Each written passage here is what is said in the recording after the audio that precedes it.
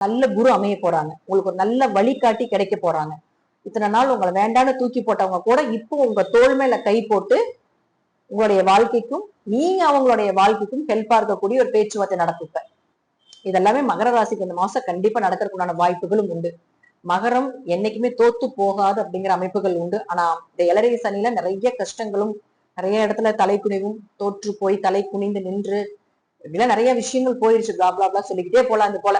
ஆனா இப்ப அது எல்லாமே யாரெல்லாம் உங்களுக்கு இது பண்ணாங்களோ அவர்கள் முன்னாடி தலை நிமிர்ந்து வாழ்வதற்கு ஒரு வாய்ப்பாக இந்த மாதத்தில் இருந்தே கிரகங்கள் உங்களுக்கு கொடுக்கறாங்க. சோ பயன்படுத்திக் கொள்ளுங்கள் மகர ராசி அன்பர்களே. இன்னொன்னு, மகர ராசிக்கு எப்பொழுதுமே கால பைரவனுடைய அனுகிரகமும் அதே போல சிவனுடைய அனுகிரகம் எப்பொழுதுமே உண்டு. குலதெய்வத்தினுடைய அனுகிரகம் நல்லா இருக்கும். குலதெய்வ கோயிலுக்கு போயிட்டு வாங்க.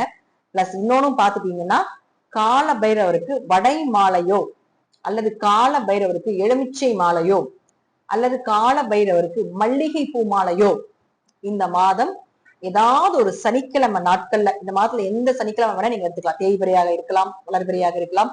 வளர்பிரையாக இருப்பது ரொம்ப விசேஷம்.